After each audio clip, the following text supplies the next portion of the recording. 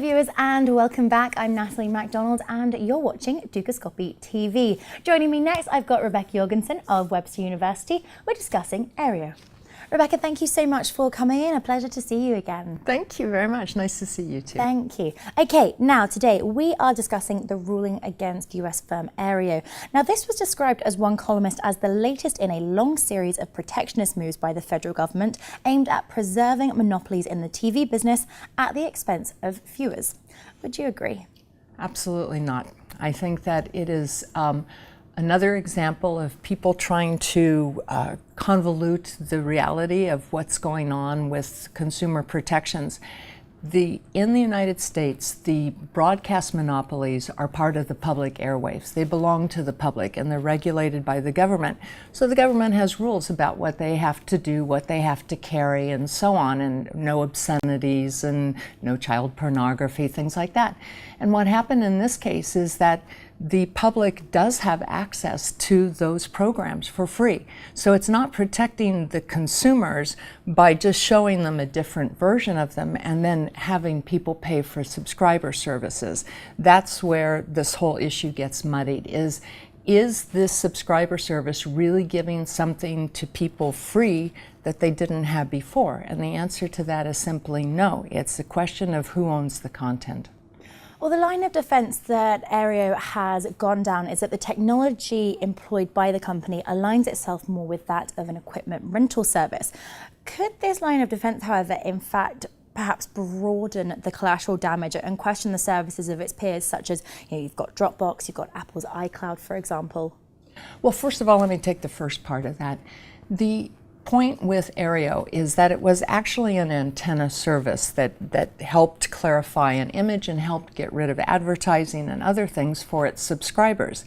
Unlike a TV or a radio where you buy it so to get as a receiver, but you don't pay a monthly subscription, Aereo was taking monthly, yearly, day subscriptions, so they were making money daily. They weren't just selling a simple piece of technology, and they were doing that so that they could basically take content from the broadcasters and give it to a public, but then charge the public for having given them content that was already there.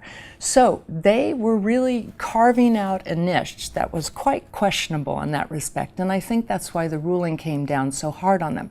The difference between iCloud and Apple and other services like this is one of opting in, and you see these companies trying to form a way that they don't step on the ownership rules, but that they still give ease of access to their viewers. That's a different thing. There will be copyright issues coming up in the future, as there should be. The stuff isn't for free. Somebody's got to make their money on it somewhere. You just can't make content for free. Well, on this idea of content now, with such a fog almost surrounding these copyright issues, could this end up warning investors off such services? And also, to what extent does this reopen the debate regarding content ownership?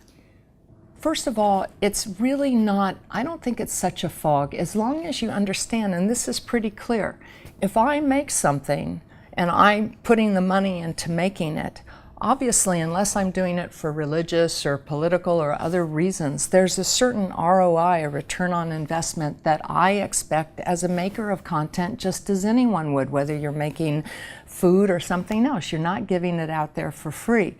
The point is that those copyright protections stay the same. Anyone who feels warned off by this should really look again at what they are expecting to achieve.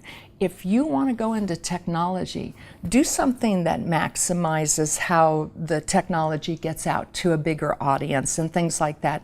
But keep in mind that there are people who have made this material, and if they don't make this material, you don't have it in your pipeline to sell.